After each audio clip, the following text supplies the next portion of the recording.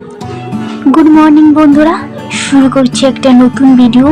কিন্তু ওয়েদারটার অবস্থা একেবারে ভয়ঙ্কর।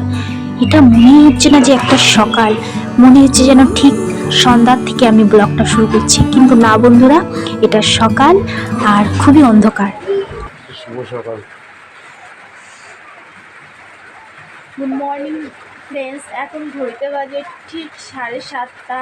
এখন তোমরা বাইরের অবস্থাটা দেখতেই পাচ্ছ, পুরো রাত্রি হয়ে গেছে। ভীষণ ভয়াবহ।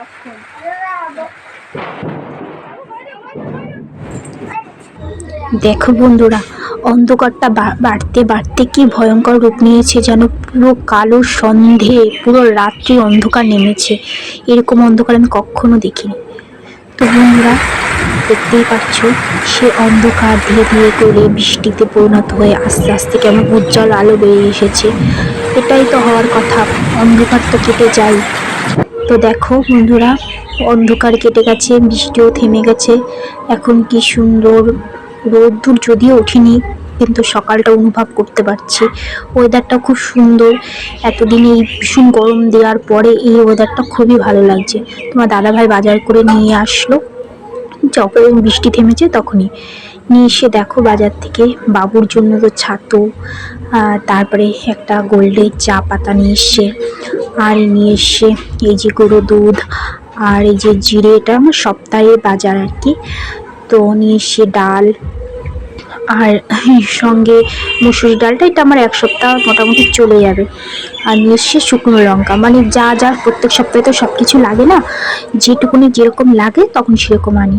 আর নিয়ে এসে যে বেকারির থেকে একটা বাটারফ্লাই বিস্কুট, এটা আমার বাবু মেয়ে ভালো খায়, তো এরকম সব সপ্তাহেই পাল্টে পাল্টে নিয়ে আসি। আর এই যে নিয়ে এসে 500 চিনি। আর তেলটা কি হয়েছে, তেলটা আমার আনা হয়েছে 2 দিন আগেই, তো তেলটা ধরা ছিল, এখন আর লাগবে না। আর আমার এদিকে সব গোছগাছ হয়ে গেছে, আর আমি স্নানটা করে চলে এসেছি। একটু সকাল সকাল স্নান করলাম, বাড়িতে অনেক পাতা পড়েছিল, উঠোনে সমস্ত পরিষ্কার করে স্নান করে চলে এলাম। আর এখন হচ্ছে সব এই যে দাদা যে বাজারগুলো নিয়ে এসছে, এগুলো সব কৌটোতে ঢেলে গুছিয়ে আবার রাখলাম। আর এইদিকে এগুলো গুছিয়ে রাখার পরে করলাম চা। শ্বশুরমশাই বসে রয়েছে, অনেকটা বেলা হয়ে গেছে, এখন চা করে দিইনি। 2বার বলা হয়েছে, ছোটো বউ কত বেলা হয়ে গেলে এখন চা দিলা না তো? আমি যে হ্যাঁ বাবা দিচ্ছি। এদিকে ঝড় বৃষ্টি হচ্ছে, সারা উঠোনে পাতা পড়েছিল, সেগুলো পরিষ্কার করে স্নানটা সেরে ভাবলাম ফ্রেশ হয়ে একবারে চাটা খাবো। তো এদিকে আমি চাটা করে নিলাম। তোমাদের দাদাভাইকে দিয়েছিলাম ক্যামেরাটা ধরতে, ক্যামেরাটা এতভাবে নাড়াচাড়া করে, মানে ধরতেই পারে না। এর থেকে আমি যদি আমার মেয়েকে বলি, মাম্মামকে, ও আরও সুন্দরভাবে ক্যামেরাটা ধরে। তো যাই হোক, চাটা এদিকে আমি করে নিলাম। এদিকে তোমাদের দাদাভাই বসছিল, দাদাভাইকে চাটা দিলাম, আর শ্বশুরমশাইকে চা দিলাম। জানো তো, আমার না কাপগুলো ভাঙতে ভাঙতে একদম কাপগুলো শেষ হয়ে এসছে। তা এখন আমি রাখার জায়গায় যেহেতু একটু শর্ট আছে ঘরের মধ্যে, কিছুই কিনছি না, ওই ঘরে যাওয়ার আগেই কিনবো।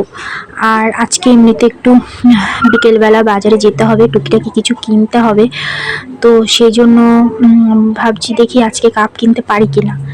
এদিকে যে বাটারফ্লাই বিস্কুট নিয়ে এসেছিল, সেই বিস্কুট দিয়ে চাটা আমি খেয়ে নিলাম সকালবেলাটায়।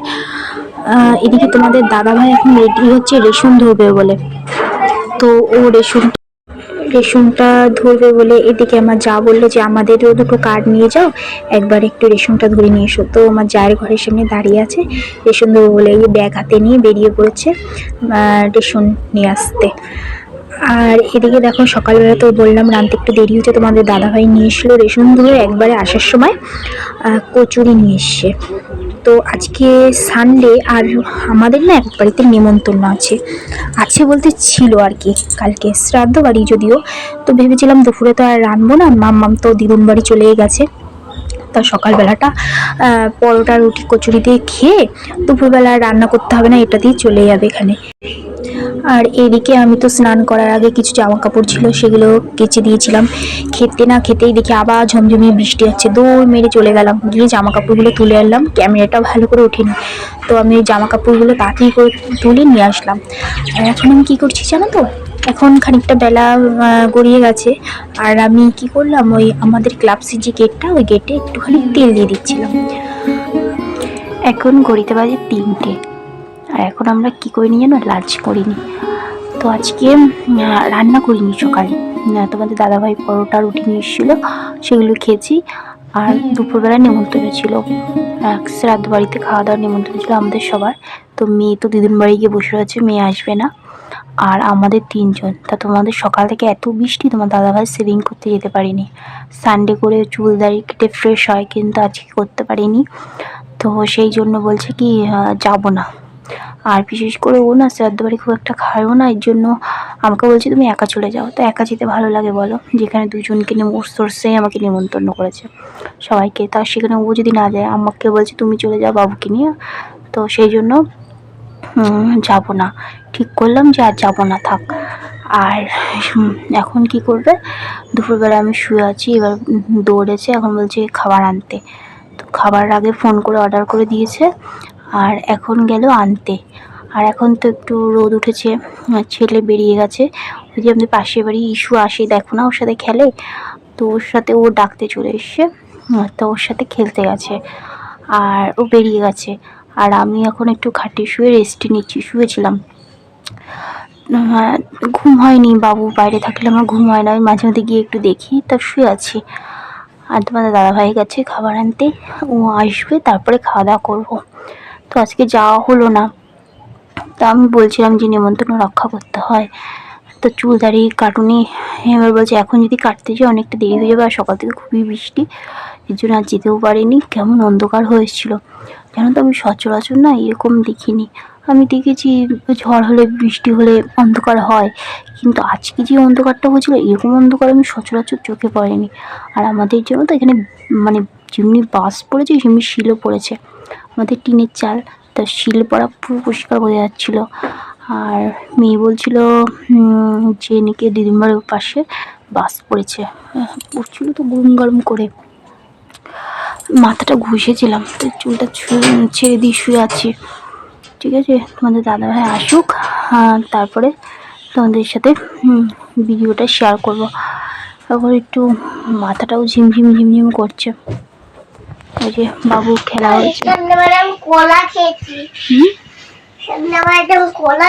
এদিকে আয়, পেশে আয়।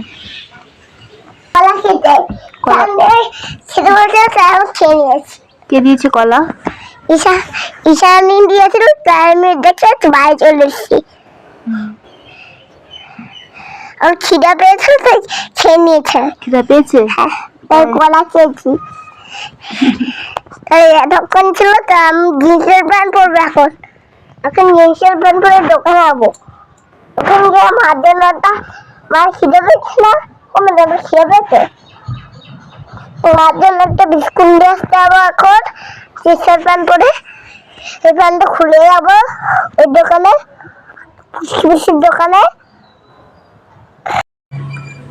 তো এখন সন্ধ্যাবেলা, তোমাদের দাদাভাই আর আমি বেরিয়ে পড়লাম হাবড়ায়। তো ঘরে ঢুকবো, নতুন ঘরে ওপরে ভেবেছি ঠাকুর পাতাবো। যদি আমাদের মা তারা ছিল, আগে এতদিন ধূপধুনা দিতাম, তো ভেবেছি ঘরে একটা, সবাই বলছে যে ঘরে একটা লক্ষ্মী ঠাকুর রাখতে হয়। তো এতদিন তো এখানে মন্দিরে পুজো দিতাম, তো ভাবছি ঘরে একটা, ঘরটা ধূপধুনাটা ভালো পড়বে, বাড়িতে একটা শঙ্খধ্বনি পড়বে, এটা আমার ভালো লাগে আর কি। তো সেই জন্য ভেবেছি ঘরে শুধু লক্ষ্মী ঠাকুর একটা পাতবো। তো গেছিলাম যে ঠাকুরের কিছু জিনিসপত্র কেনার জন্য,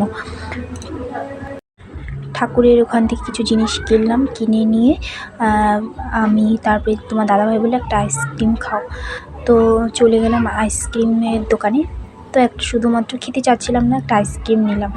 তো বাড়ি চলে এলাম, বাড়ি চলে এসে তোমাদের দাদাভাই বললো যেগুলো কিনে এনেছো সেগুলো শেয়ার করো।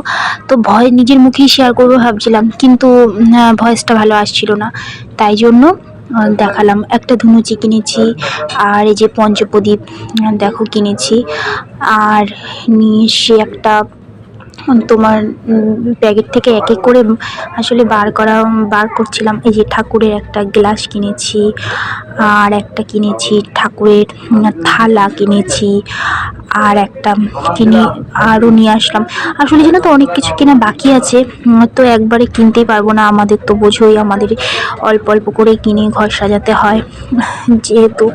তো যে একটা ঠাকুরের ছোট ঘন্টা কিনে নিয়ে এসেছি ঘন্টাটা বাজার জন্য। তো ভেবেছি তোমার দাদাভাইকে বলছি যে একবারে তো সব কিনতে পারছি না, এক এক সপ্তাহে যাব, কিছু কিছু কিনবো, ঘরে ওঠার আগেই তাহলে সব কেনা মোটামুটি হয়ে যাবে। আর এই যে একটা নিয়ে এসেছি প্রদীপ, এটা ছোট একটা গাছা প্রদীপ কেনার ইচ্ছা ছিল।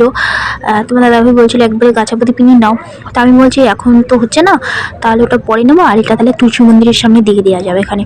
আর এটা বলে কি, এটা জলশঙ্কর স্টান, আর জলশঙ্খ কিনেছি। তোমার জলশঙ্করটা এত ভালো লাগে, ছোট জিনিস না আমার আসলে খুব ভালো লাগে দেখতে। তো ছোট স্ট্যান্ডটাও কিনেছি, ছোট জলশঙ্খটাও কিনেছি।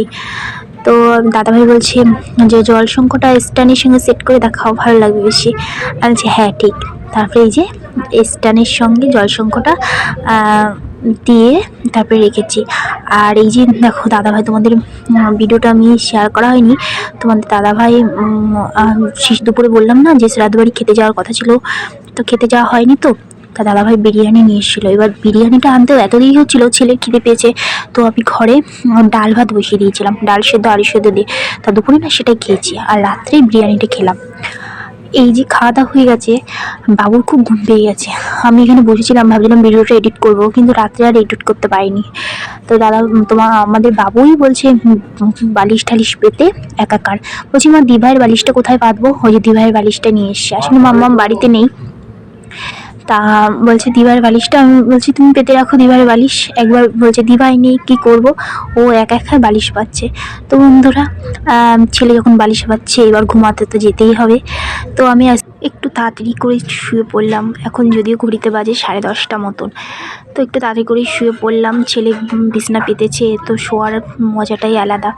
তো বন্ধুরা আমি এখন ঘুমোবো, তোমরা ভালো থেকো, গুড নাইট, শুভরাত্রি। কালকে নতুন ভিডিও নিয়ে আবার চলে আসছি।